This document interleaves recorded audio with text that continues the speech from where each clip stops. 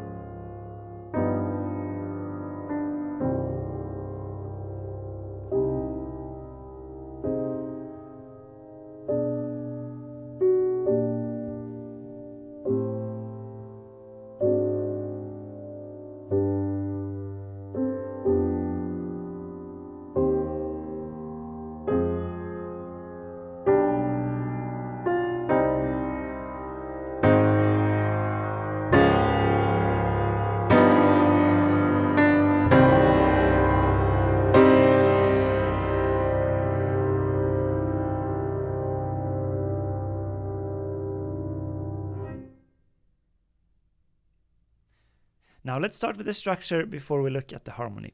So the smallest coherent unit here is 1 bar, and every bar has the same rhythm. It's this bum, bum, bum, ba bum, like a slow march, which is why it has the nickname Funeral March by Hans von Bülow, who titled all the prelude. That's not Chopin's title, but sometimes you see it as Funeral March.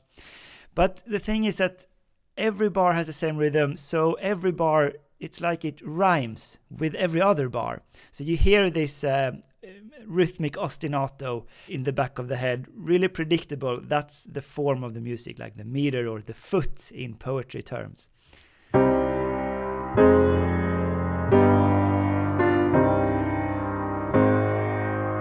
Just playing softly to show the meter.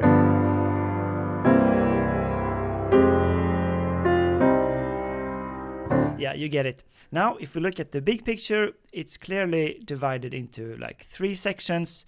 They're separated with long phrase lines and also the change in the powerful dynamic contrast. So it's a forte, the first 4 bars, and then it's piano with a long phrase line, and then it's pianissimo.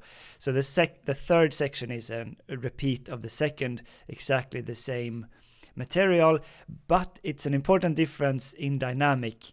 Now we can also divide these sections into groups of 2 bars each, and this is where it gets really interesting, because the first part of the first section, the first 2 bars, it comes back as the second part of the second section. It's like the same material but slightly altered, and it's really cool effect. So if we look at the melody in the beginning, this is a bit sped up. This is also a sequence, by the way. The second bar is the same melody contour as the first, but a bit lower down. Now, if we look at bar 7 and 8, in the second section, it sounds like this.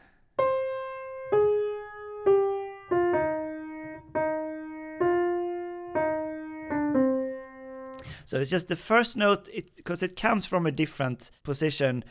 The melody starts from the up, but you actually have the same G in the middle voice as in the beginning, exactly. And then,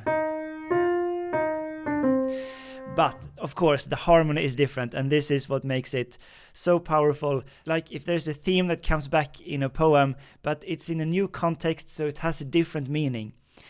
With the harmony, we're in C minor the first time, and now the second bar is basically modulating to A flat major, doing the same sequence, a cadence 1 4 5 1, and when it comes back it's the same C minor, and now it starts the same way on A flat major, but here it goes back to C minor instead, so emphasizing the tragic element.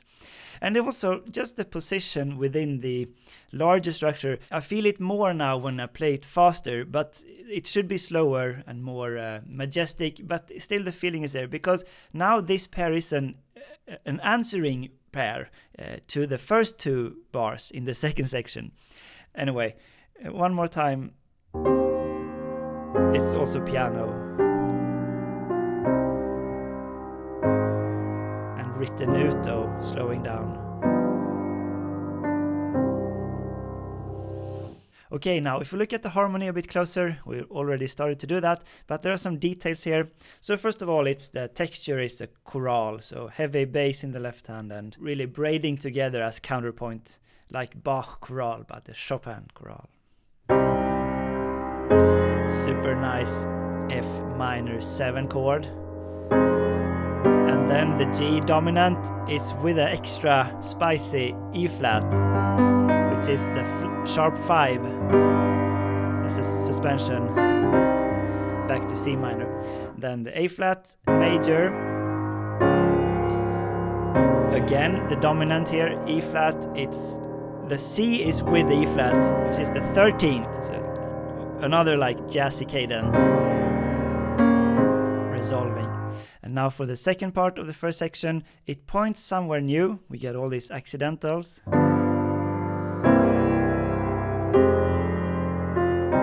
So it's like a chain of secondary dominants, G7 pointing to C, C7 pointing to F minor, and with a G on top, it's the 9, the add 9, super nice tension note. And then resolving to C minor. And I've seen some other analysis say this is modulating to F minor, but I don't feel it as strongly. I feel it more in C minor, like harking back to the initial tonic. But of course, with great music, the point is the ambiguity of it sometimes. Anyway, we continue the line here.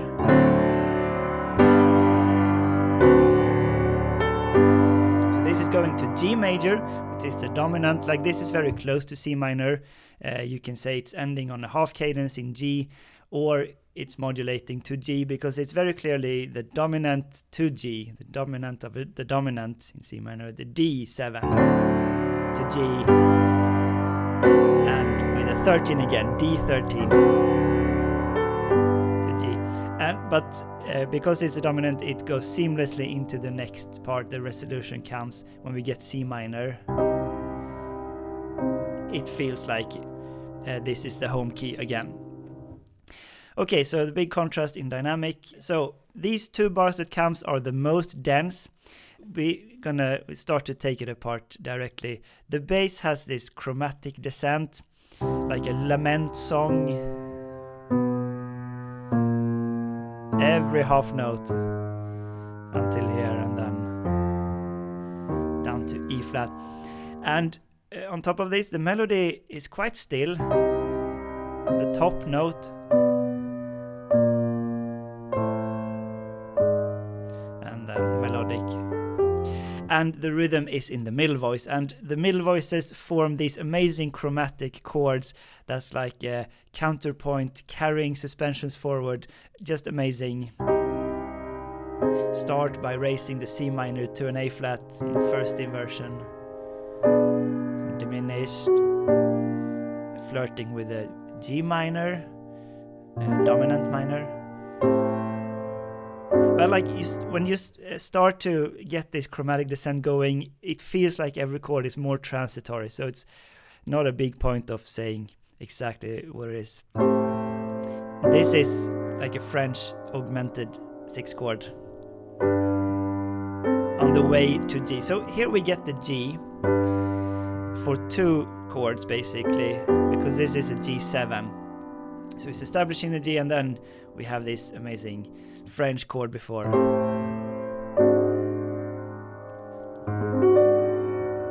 So the A flat 7 with a flat 5.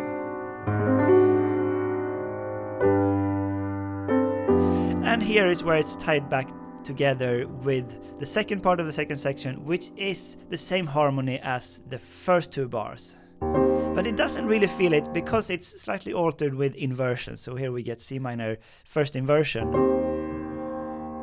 F minor, not F minor 7, and again G, the dominant first inversion. So it's a bit disguised that it's the same. A little bit more unsure with the inversions. And especially here, we kind of recognize this move to A flat major, and then we've already covered. It's a G dominant 7 sharp 5. It's same chord as in the first bar, but in a different position here, pointing back to C minor. And now when we get the third section, it's a repeat of the second section, but it's pianissimo, and this is an important detail in the dynamic. So it's obvious option to have the second pedal here, the una corda. I think makes sense, because so first the piano is a big contrast to the fortissimo. It feels like really soft because you have the loud ringing in there, and then you get used to that dynamic for these 4 bars. So now you have another area that opens up in the dynamic range because our ears have adjusted. So now the piano doesn't feel that soft. We're used to that as a default dynamic, and then you go one level below and make it really quietly, and you get this nice feeling of like introspection. Just think about the situation and recognize the material, and you're there for like 2 bars, 3 bars here in the third section now.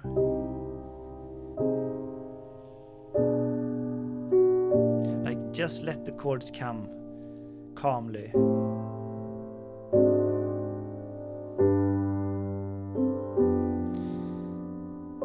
And somewhere around here, because we've been this looking inward and like contemplating the situation, but in the end it's going to be a reality check. Like the outside world is going to catch up, and we kind of realize through the music that it was never anything else than what it always was, and it was always going to end up in C minor to like fulfill the tragedy that you sense in the first bar.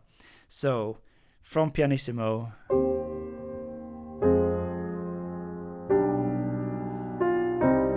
start to grow every chord louder to the final bar. So the final bar is not the same rhythm, it's just like the dot, a long chord. Basically, I think you should reach fortissimo. That's the powerful expression.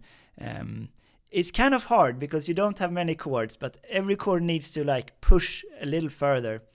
Maybe you can start a little bit earlier than when it's indicated.